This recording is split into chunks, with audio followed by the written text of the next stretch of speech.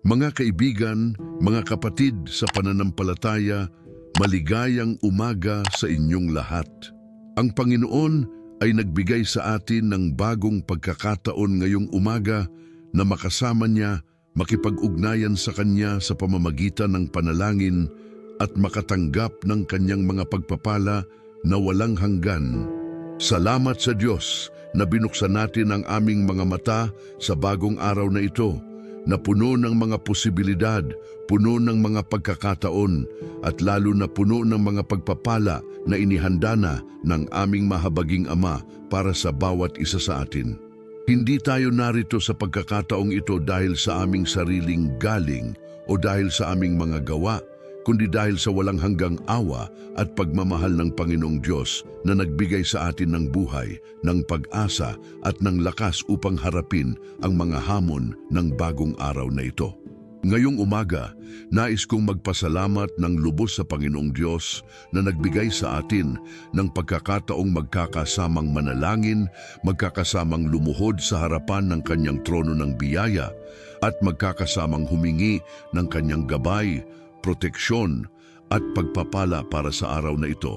Napakaganda ng umaga na ito na binigay ng Panginoon sa atin, at kahit ano pa ang mga nangyari kahapon, kahit anong mga pagsubok ang aming naranasan o anumang mga pagkakamali na aming nagawa, ang Panginoon ay nagbibigay sa atin ng bagong simula, ng fresh start, ng malinis na pahina kung saan maaari nating isulat ang mga bagong kwento ng tagumpay, ng pagmamahal at ng paggalang sa Kanyang banal na pangalan.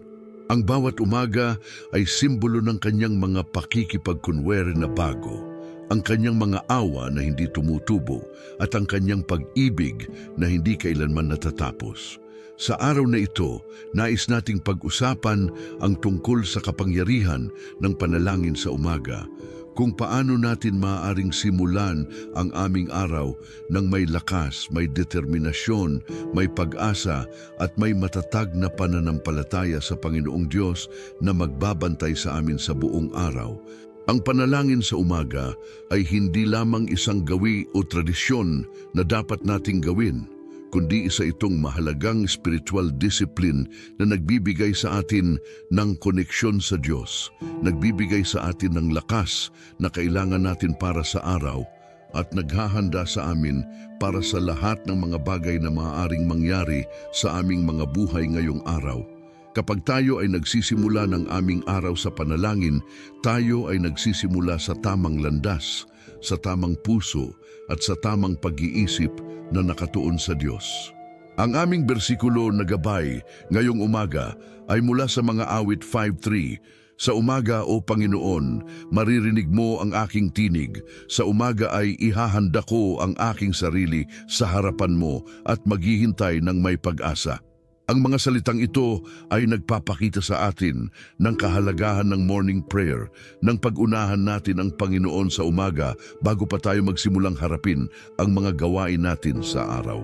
Si David, na sumulat ng mga salitang ito, ay nauunawaan ang kahalagahan ng pag-abot kay Jehova sa pinakaunang oras ng araw, ng pagtakda ng kanyang pusong makipag-ugnayan sa Diyos bago pa ang lahat ng iba.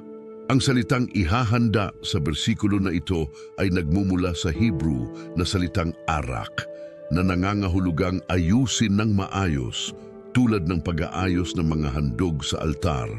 Ito ay nagpapahiwatig na ang aming panalangin sa umaga ay dapat na may kaayusan, may layunin at may respeto sa Diyos na aming kausap. Mga kaibigan, kayo ba ay handang makisali sa akin sa powerful na morning prayer na ito? Kayo ba ay handang buksan ang inyong mga puso, ipakita ang inyong mga pangangailangan sa harapan ng Panginoon, at makatanggap ng mga blessing na inihanda na niya para sa inyo ngayong araw? Kung kayo ay nanonood ngayon at nais ninyong makisali sa aming panalangin, pakisabi sa comment section na Amen o sama ako sa panalangin, upang malaman namin na kayo ay nakikiisa sa amin sa pagdarasal na ito. Ang bawat isa sa inyo ay mahalaga sa Panginoon, at ang bawat panalangin ninyo ay naririnig at sinasagot ng Diyos sa tamang panahon at sa tamang paraan. Huwag kayong mag-atubiling magbahagi ng inyong mga prayer requests sa comments kung mayroon kayong mga tiyak na pangangailangan na gusto ninyong idadahil namin sa Panginoon sa panalangin na ito. Ngayon ay magkakasamang humanda ng lumbuhod sa harapan ng trono ng biyaya ng aming Panginoong Diyos at magkakasamang humiling ng kanyang presensya, proteksyon, gabay at mga pagpapala para sa araw na ito. Isarado ninyo ang inyong mga mata kung kayo ay nasa lugar na maaari ninyong gawin iyon. Ihanda ang inyong mga puso para sa pakikipag-ugnayan sa Diyos at sama-sama nating simulan ang panalangin na magbabago sa aming mga araw at magbabago sa aming mga buhay. Aming mahal na Panginoong Diyos, aming Ama sa kalangitan, ang Hari ng mga hari at ang Panginoon ng mga Panginoon, aming lumalapit sa iyo ngayong umaga na may mga pusong puno ng pasasalamat, mga kamay na nakaangat sa iyong kaluwalhatian at mga tinging nakatuon sa iyong walang hanggang pagmamahal. Ikaw ang simula at ang wakas, ang Alpha at ang Omega, ang Diyos na bumuo sa kalangitan at sa lupa, ang Diyos na nagbibigay ng buhay sa lahat ng mga nilalang. Salamat sa iyo, Panginoon, na binuksan mo ang aming mga mata sa bagong araw na ito, na binigyan mo kami ng bagong pagkakataong makasama ka, makausap ka, at makatanggap ng mga blessing na galing sa iyong mga kamay. Salamat dahil hindi mo kami pinabayaan sa gabi at ginanap mo ang inyong mga pangako na gabayan kami at protektahan sa lahat ng oras. Panginoong Diyos, lubos naming pinasasalamatan ang paggising namin ngayong umaga dahil alam namin na ang bawat hininga na aming ginagawa ay galing sa iyo. Ang bawat tibok ng aming puso ay dahil sa inyong awa at ang bawat araw na binibigay mo sa amin ay isang regalo na hindi namin dapat nakunin bilang granted. Maraming tao ang hindi na nagigising ngayong umaga. Maraming mga pamilya ang umiiyak dahil sa pagkawala ng kanilang mga mahal sa buhay. Ngunit kami ay narito, buhay at may pagkakataong magpatuloy sa aming mga pangarap, mga plano at mga layunin sa buhay. Kaya naman, Panginoon, tumatanggap kami ng responsibilidad na gamitin ang araw na ito sa paraang makakaluwalhati sa inyong pangalan at makakatulong sa mga taong nakapaligid sa amin. Aming kinikilala, Panginoong Diyos, na ikaw ay kasama namin dito ngayong umaga, na ang inyong espiritu ay sumasamba sa aming mga puso at nagbibigay ng kapayapaan sa aming mga kaisipan. Kahit na hindi namin nakikita ang inyong mukha sa pisikal na paraan, nadarama namin ang inyong presensya sa pamamagitan ng pag-ibig na sumusuot sa aming mga puso, sa kapayapaan na dumadating sa aming mga isipan kapag tayo ay nananalangin, at sa pag-asa na bumubukad sa aming mga kaluluwa kapag naalala namin ang mga pangako ninyo. Salamat, Panginoon, na hindi mo kami iniwan mag-isa sa mundong ito, na laging kasama namin kayo sa bawat hakbang, sa bawat desisyon, at sa bawat pagsubok na aming hinaharap. Ngayong umaga, Panginoong Diyos, nais naming pag-usapan sa inyong harapan ang tungkol sa kapangyarihan ng pagkilala sa inyong presensya sa simula pa lang ng aming araw. Ang modernong mundo ay naghahanap ng mga paraan upang maging mas produktibo, mas successful, mas masaya at mas fulfilled sa buhay, ngunit ang pinakamahalagang bagay na kailangan natin ay ang relasyon natin sa inyo. Walang teknolohiya, walang pera, walang posisyon sa mundo ang makakapalit sa kapayapaan, sa lakas at sa pag-asa na dulot ng close relationship sa inyong pangalan. Kaya naman sa araw na ito, tumutulong kami sa simula pa lamang na kilalanin kayo bilang ang aming Panginoon, ang aming tagapagtanggol at ang aming lahat. Tulad ng sinabi ni David sa mga awit 5:3, tayo ay naghahanda ng aming mga sarili sa inyong harapan ngayong umaga, hindi dahil obligado kami, ngunit dahil nais namin, dahil alam namin na sa pakikipag-ugnayan sa inyo, tayo ay nagiging mas malakas, mas karapat-dapat at mas handa para sa mga hamon ng buhay. Ang pagkakaroon ng morning routine na may kasamang panalangin ay hindi lamang nagpapabuti sa aming spiritual life, kundi nagdudulot din ng mga positive changes sa aming physical, mental at emotional well-being. Kapag tayo ay nagsisimula ng araw nating nakikipag-ugnayan sa inyo, tayo ay nagsisimula na may tamang perspective, may tamang priorities, at may tamang attitude na magdadala sa amin sa tagumpay at sa kaligayahan. Ngunit Panginoong Diyos, aming kinikilala na kahit gaano namin kagusto na maging close sa inyo, may mga pagkakataon na ang aming flesh, ang aming human nature ay sumusuway sa spirit. May mga umaga na mas gusto naming magpatuloy sa pagtulog kaysa bumangon para mananalangin.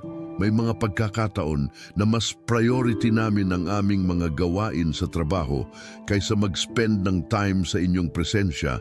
At may mga moment na nagiging distracted kami ng mga material na bagay sa mundo na nakakalimutan namin ang importance ng aming relationship sa inyo.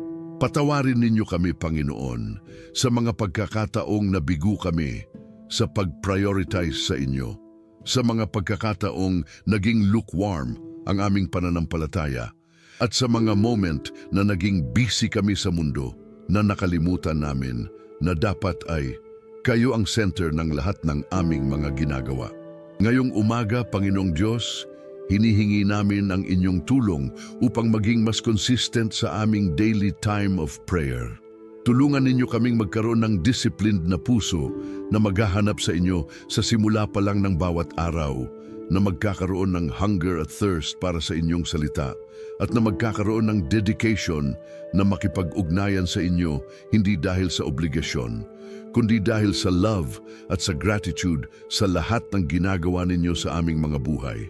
Bigyan ninyo kami ng wisdom na maintindihan na ang panalangin ay hindi lamang time na ginugugol namin para humingi ng mga bagay, kundi isang precious na opportunity na makakausap ang Creator ng universe, na makakasama ang Ama na nagmamahal sa amin ng walang kondisyon, at na makakasalmuha ang Diyos na may perfect na plano para sa aming mga buhay.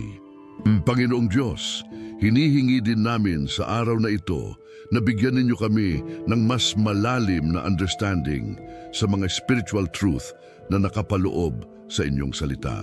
Tulad ng nasa Isaiah 55:11, gayon din ang aking salita na lumalabas sa aking bibig. Hindi ito babalik sa akin ng walang bunga, kundi gagawin nito ang aking kalooban at magtatagumpay sa mga bagay na ipinadala ko rito. Hinihingi namin na habang binabasa at pinag-iisipan namin ang mga verses na binanggit namin sa panalangin na ito, gawing buhay ninyo ang mga salitang iyon sa aming mga puso at isipan para hindi lamang kami nakakaalala ng mga words, kundi talaga naming napapasama sa aming daily living ang mga truth na natutunan namin. Bigyan din ninyo kami, Panginoong Diyos, ng mas mataas na level ng faith na magtitiwala sa inyong mga promises, kahit hindi pa namin nakikita ang mga sagot sa aming mga panalangin, na magtitiwala sa inyong timing, kahit hindi pa namin nauunawaan kung bakit kailangan pang maghintay, at na magtitiwala sa inyong goodness kahit sa mga pagkakataon na ang mga sitwasyon sa aming paligid ay tila hindi nagpapakita ng inyong presensya. At tulad ng sinabi ni Jesus sa Marcos 11:24, kaya sinasabi ko sa inyo, lahat ng inyong hiling sa panalangin, maniwala kayo na natanggap na ninyo ito at ito ay magkakatotoo sa inyo. Tulungan ninyo kaming magkaroon ng kind na faith na nabanggit dito. Ang faith na nagtitiwala na kahit hindi pa nakikita ang mga sagot, alam naming ginagawa na ninyo ang mga imposible para sa aming kapakinabangan. Hinihingi din namin, mahal naming Panginoon, na gawing instruments ninyo kami ng inyong peace, love at hope sa mga taong makakasalamuha namin ngayong araw. Sa mga pagkakataon na makakakita kami ng mga taong nalulungkot, stressed, worried, o hopeless, gamitin ninyo kami para makapagbahagi ng encouraging words, ng sincere na smile, o ng simple acts of kindness na magpapakita sa kanila na may Diyos na nag-aalaga sa kanila. Hindi namin kailangan na maging perfect para magamit ninyo kami, pero hinihingi namin na gawing available kami sa inyong mga layunin at gawing sensitive sa mga opportunities na ibibigay ninyo sa amin na maging blessing sa iba. At sa mga versikulo pa na nagbibigay ng guidance para sa morning prayer, nakasulat sa mga Tesalonica 5:17, huwag tumigil sa panalangin.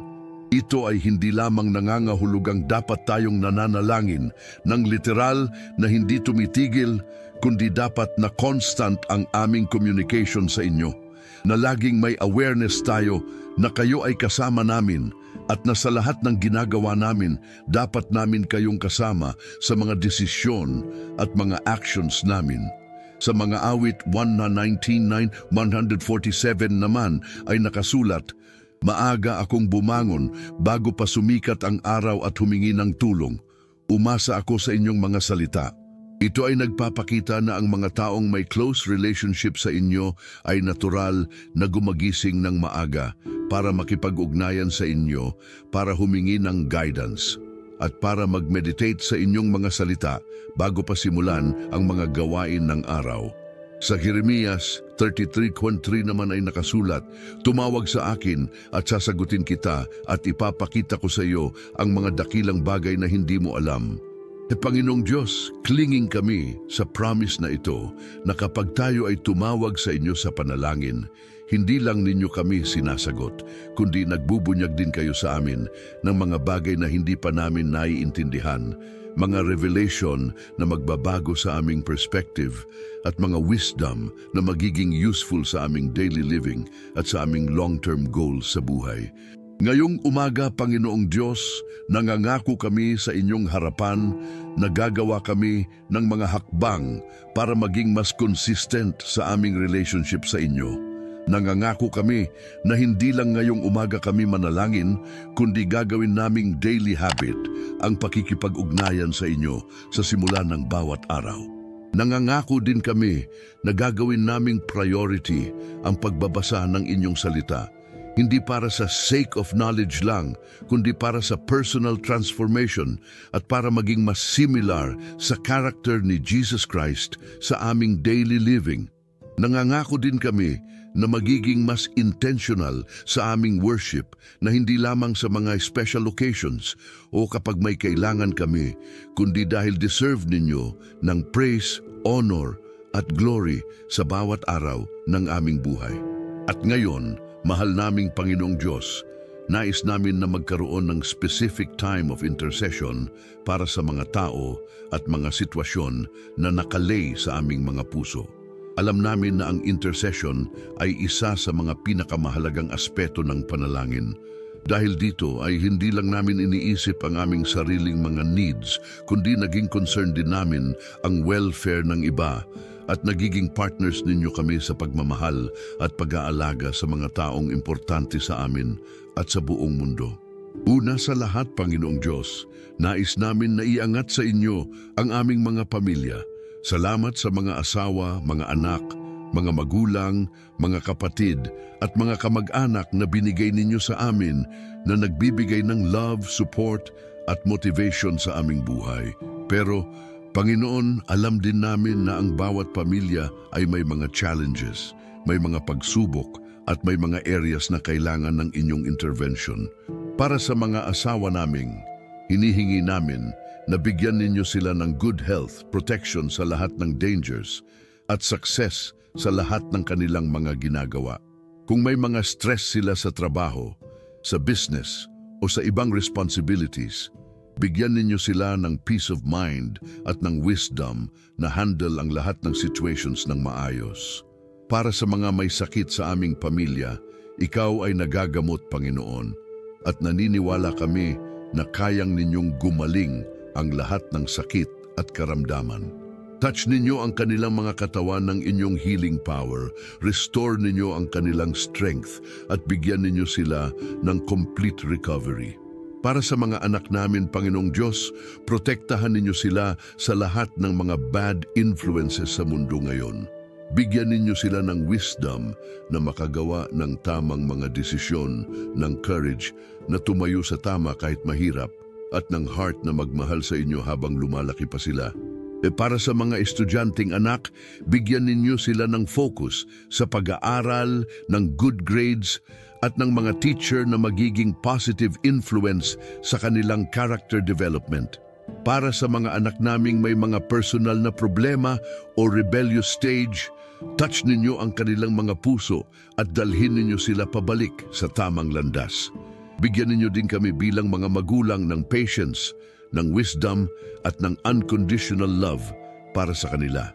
Para sa mga magulang namin, lalo na sa mga nakatatanda na, Panginoong Diyos, salamat sa lahat ng sacrifices na ginawa nila para sa amin. Kung sila ay may mga sakit o physical limitations dahil sa edad, gumaling ninyo sila at bigyan ninyo sila ng komportable na pamumuhay. Kung may mga magulang namin na hindi pa born again, touch ninyo ang kanilang mga puso at dalhin ninyo sila sa saving knowledge of Jesus Christ bago pa maging huli ang lahat. Para sa mga kapatid namin, bigyan ninyo sila ng success sa kanilang mga careers, ng happy at stable na relationships, at ng spiritual growth na magdadala sa kanila closer sa inyo. Panginoong Diyos, hinihingi din namin ang inyong divine healing at protection sa lahat ng health concerns na maaaring nararanasan ng mga nakikinig ngayon. Marami sa aming mga kapatid ang may mga sakit sa katawan. May mga nagkakaroon ng hypertension, diabetes, heart problems, cancer, at iba pang serious conditions. Ikaw, Panginoon, ay may power na magpagaling ng lahat ng sakit. Tulad ng ginawa ninyo kay Jesus nung nasa mundo siya, patuloy ninyong ginagamot ang mga may sakit sa pamamagitan ng faith at ng prayer. Touch ninyo ang bawat sick person na nakikinig ngayon. From the top of their head to the soles of their feet, bigyan ninyo sila ng complete healing at restoration.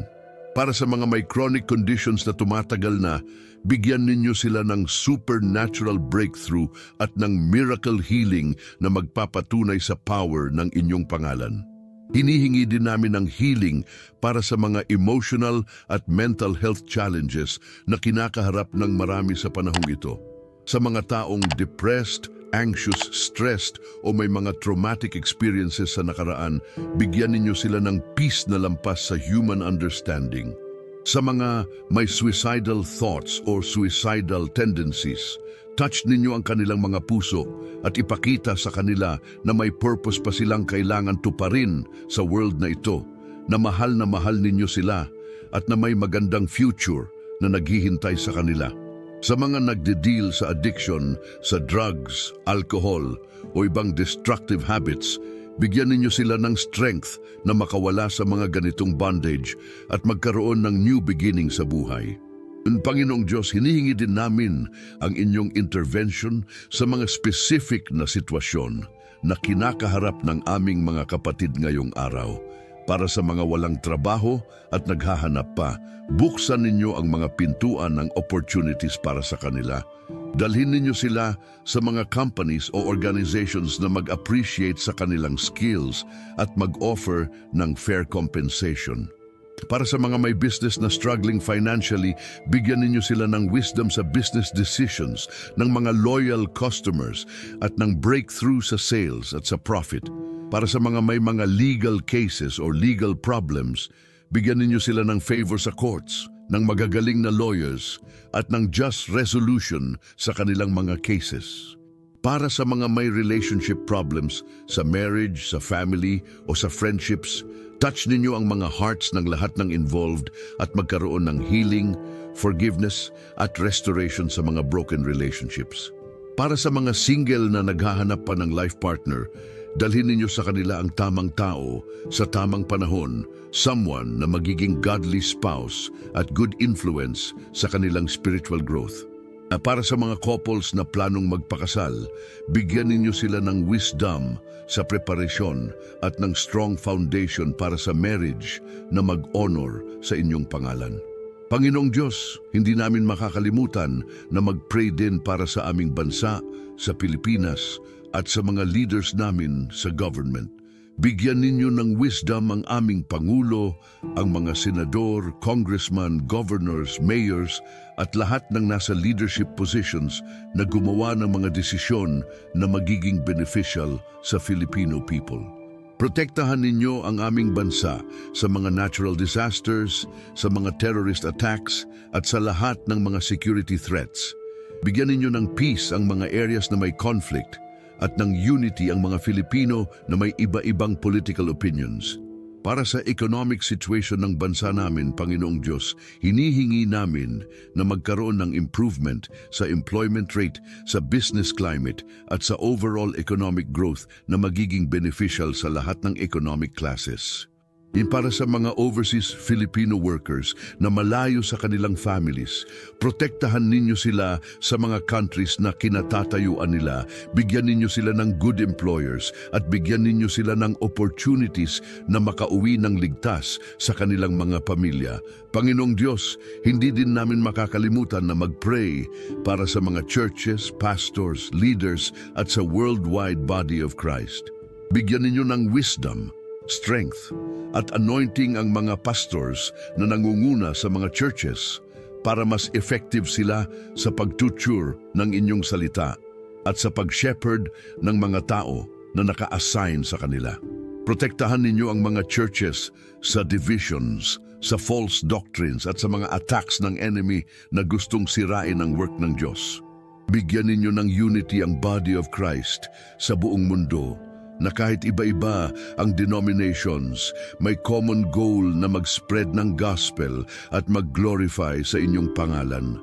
Para sa mga missionaries at evangelists na nagsiserve sa mga remote areas o sa mga dangerous places, protektahan ninyo sila at bigyan ninyo sila ng favor sa mga communities na siniservice nila. Para sa mga Bible translators, bigyan ninyo sila ng wisdom sa accurate translation ng inyong salita sa mga local languages at sa mga nagdidistribute ng Bibles at Christian materials, protektahan ninyo sila sa mga countries na bawal ang Christianity. Panginoong Diyos, narito din kami para mag-intercede sa mga hindi pa nakakilala sa inyo, sa mga hindi pa born again, at sa mga nasa different religions na wala pang personal relationship kay Jesus Christ. Touch ninyo ang kanilang mga puso at buksan ninyo ang kanilang mga mata sa truth ng gospel. Gamitin ninyo ang mga Christian friends, family members o co-workers na nasa buhay nila para maging instruments ninyo sa pag-share ng good news. Bigyan ninyo sila ng hunger para sa spiritual things at ng openness na makinig sa mensahe tungkol kay Jesus.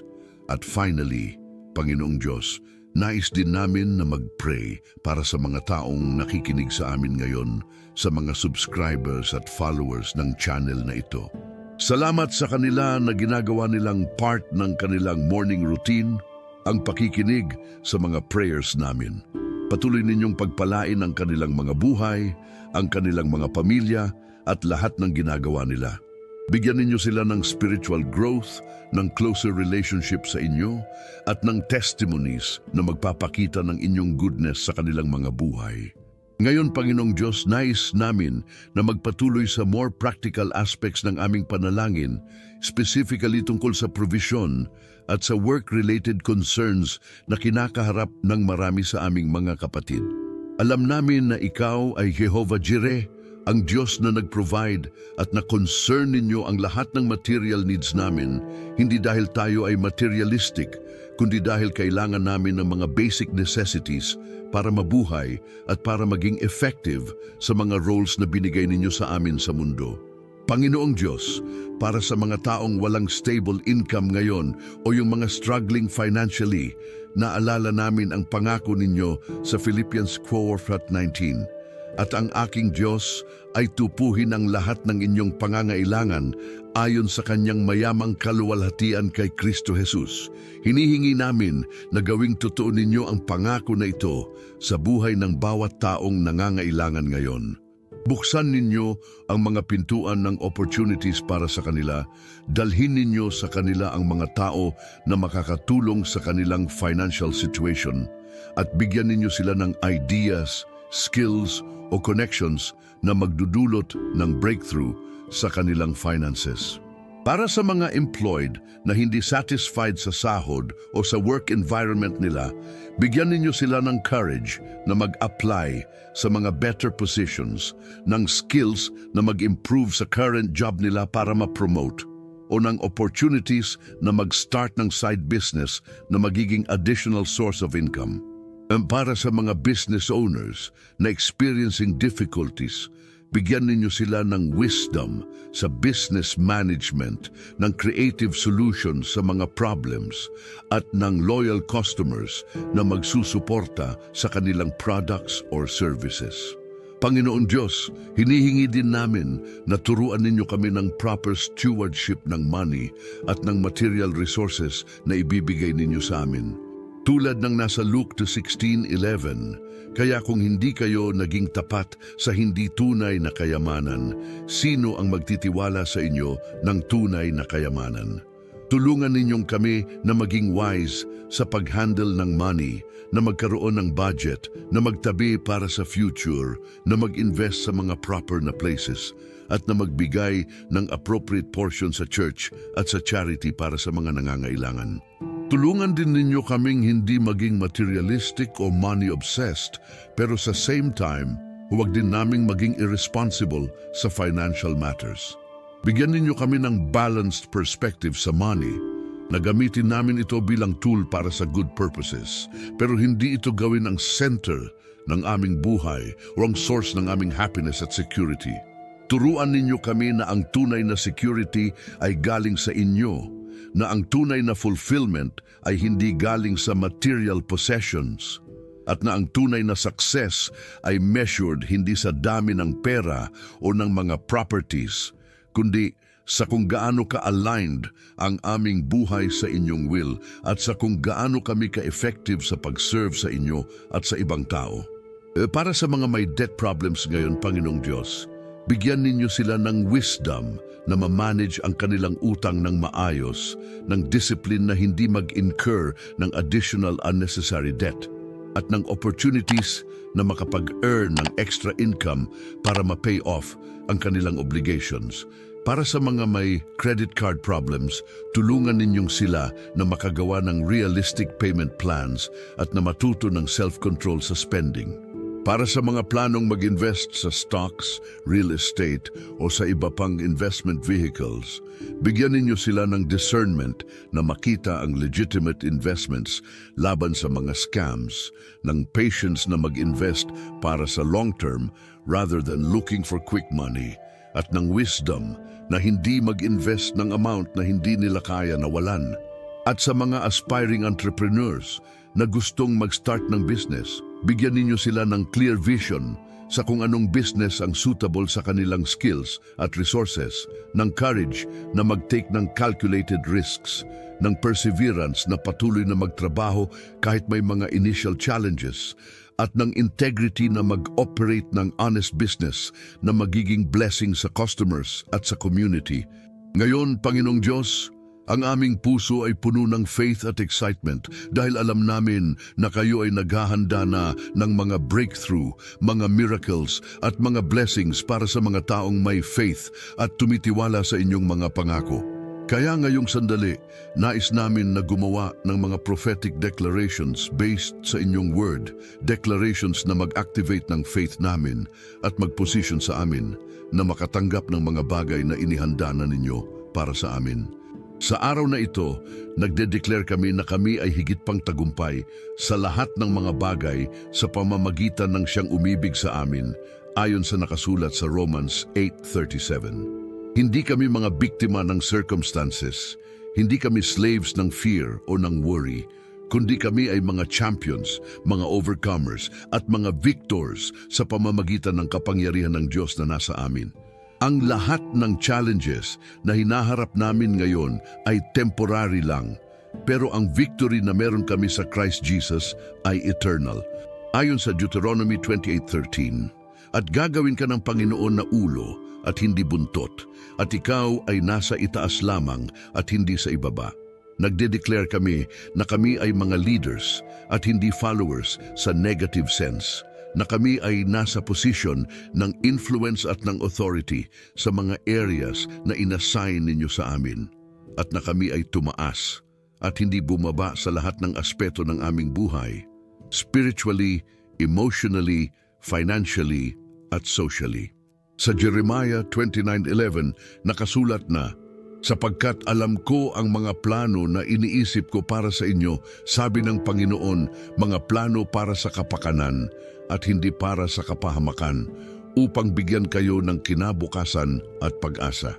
Dahil dito, nagde-declare kami na ang future namin ay bright, na may magagandang bagay na naghihintay sa amin, na ang best days namin ay hindi pa tapos, at na bawat step na ginagawa namin ay patungo sa mas magandang destination na inihanda na ninyo para sa amin.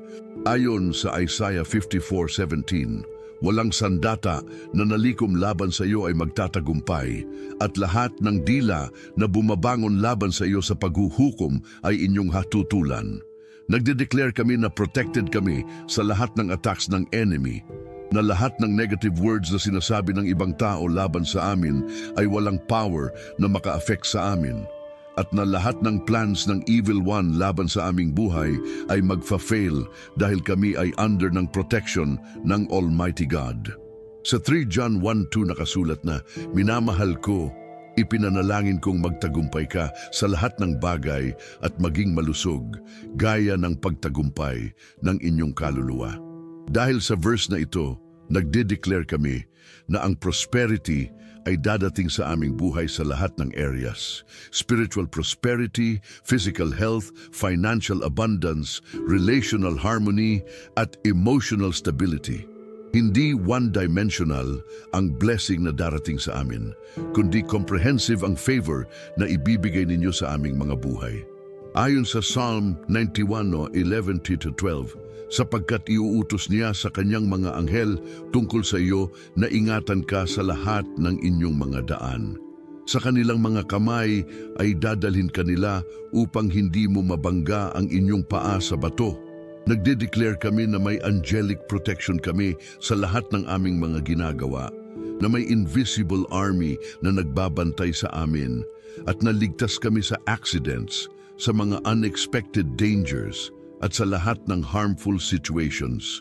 Sa Matthew 17:20, sinabi ni Jesus na, "Kung kayo ay may pananampalataya na kasing liit ng butil ng mustasa, sasabihin ninyo sa bundok na ito, lumipat ka rito, at ito ay lilipat, at walang imposible sa inyo."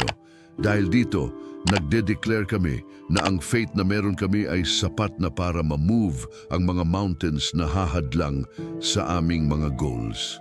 Na kayang namin na ma-overcome ang mga situations na mukhang impossible, at na walang problema sa aming buhay na mas malaki sa power ng Diyos na nasa amin. Ayon sa Galatians chapters 3:30-14, si Kristo ay tumubos sa atin sa sumpa ng kautusan sa pamamagitan ng pagiging sumpa para sa atin, upang sa mga hentil ay dumating ang pagpapala ni Abraham sa pamamagitan ni Kristo Jesus. Nagde-declare kami na lahat ng generational curses sa aming pamilya ay broken na hindi namin inherited ang mga negative patterns ng aming ancestors, at na kami ay recipients ng blessings ni Abraham na nag-include ng health, wealth, favor, at long life.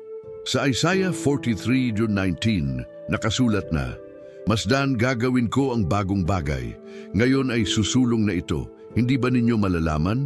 Gagawa rin ako ng daan sa ilang at mga ilog sa tuyong lupa." Nagde-declare kami na ngayong taon ay taon ng new things sa aming buhay, ng fresh opportunities, ng innovative solutions sa old problems, at ng breakthrough sa mga areas na matagal na naming pinoproblema. At ayon sa Romans 8:28, "At alam namin na ang lahat ng mga bagay ay magkakasamang gumagawa para sa ikabubuti ng mga umiibig sa Diyos, sa kanila na tinatawag ayon sa kanyang layunin." Nagde-declare kami na kahit may mga challenges kami ngayon, lahat ng ito ay magiging stepping stones sa mas malaking blessings, na lahat ng negative experiences namin ay ma-turn ng Diyos into positive outcomes, at na walang sayang sa aming buhay dahil lahat ay may purpose sa grand plan ninyo para sa amin. Ngayong sandaling ito, Panginoong Diyos, sa pamamagitan ng power ng Holy Spirit, sinasiyalin namin ang mga declarations na ito sa aming mga puso at sa aming spirits.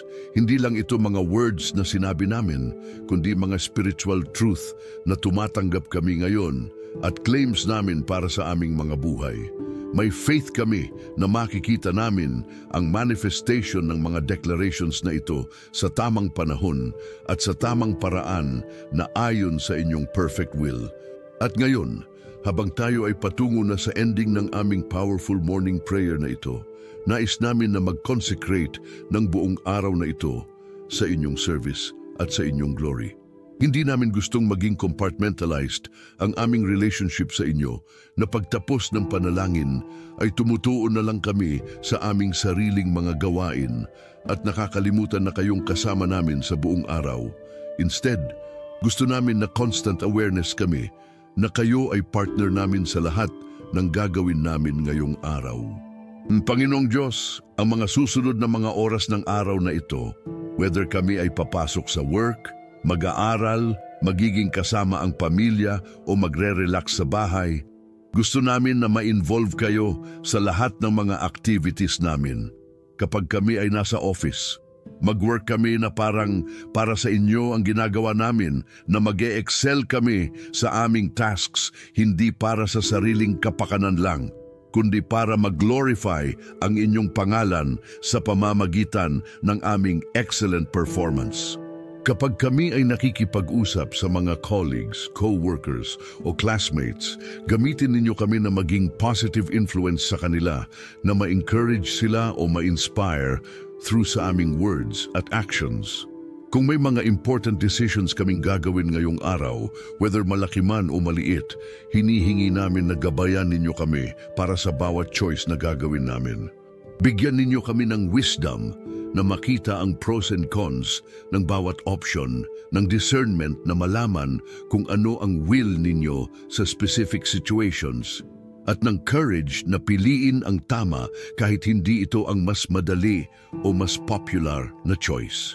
Para sa mga meals na kakain namin ngayong araw, salamat sa provision na ito at hinihingi namin na magbigay kayo ng good health sa aming mga katawan habang tumutulong ang foods na ito. Para sa mga transportation na gagamitin namin, protektahan ninyo kami sa accidents at sa lahat ng dangers sa daan. Para sa lahat ng mga tao na makakasalamuhan namin, bigyan ninyo kami ng patience, kindness at love para sa kanila, lalo na sa mga taong medyo difficult makakasama o makakausap. Kung may mga problems o challenges na darating sa amin ngayong araw, hinihingi namin na hindi kami ma-overwhelm o ma-stress, kundi remember namin agad na kayo ay kasama namin at na walang problema na hindi ninyo kayang solusyonan. Bigyan ninyo kami ng peace of mind na kahit may challenges, confident pa rin kami na lahat ay magiging okay dahil kayo ay in control ng lahat. Para sa mga opportunities na ibibigay ninyo sa amin ngayong araw, whether sa work, sa relationships, sa ministry, o sa personal growth, bigyan ninyo kami ng eyes to see ang mga opportunities na ito at ng boldness na kumilos kapag kailangan. Hindi namin gustong ma-miss ang mga good things na inihahanda ninyo para sa amin dahil sa takot, sa procrastination, o sa lack of awareness. At sa gabi bago kami matulog, hinihingi namin na bigyan ninyo kami ng grateful hearts na mag-reflect sa lahat ng blessings na natanggap namin sa araw na ito, na ma-acknowledge ang mga paraan na ginabayan ninyo kami, at na mag-repent sa mga moments na naging disconnected kami sa inyo o na nakagawa kami ng mga hindi magagandang choices. Panginoong Diyos, nangangako kami ngayong umaga napapakinggan namin ang voice ng Holy Spirit sa buong araw na ito. Kapag may mga promptings kayo na mag-pray para sa isang tao, na mag-give ng tulong sa nangangailangan, na mag-share ng encouraging word, o na gumawa ng random act of kindness, gagawin namin iyon dahil gusto namin na maging available sa inyong mga layunin at plans. Hinihingi din namin na ma-maintain namin ang spirit of gratitude sa buong araw. Hindi lang sa mga big blessings, kundi pati sa small things na nangyayari, sa magandang weather, sa masarap na food, sa safe na travel, sa friendly na interactions with people, sa mga small victories sa work o sa personal life. Gusto namin na maging appreciative sa lahat ng good things dahil alam namin na lahat ay galing sa inyong loving hands. Salamat Panginoong Diyos sa privilege na makausap kayo ngayong umaga, sa opportunity na malay sa inyong harapan ang lahat ng aming concerns, dreams, fears at expectations. Salamat na hindi ninyo kami kinokondem sa aming mga shortcomings, kundi tumutulong sa amin na maging better versions of ourselves. Salamat na hindi ninyo kami ina-abandon sa mga difficulties, kundi kasama ninyo kami sa bawat step ng aming journey. Salamat sa unconditional love ninyo na hindi dependent sa aming performance, sa aming mood o sa aming spiritual maturity level.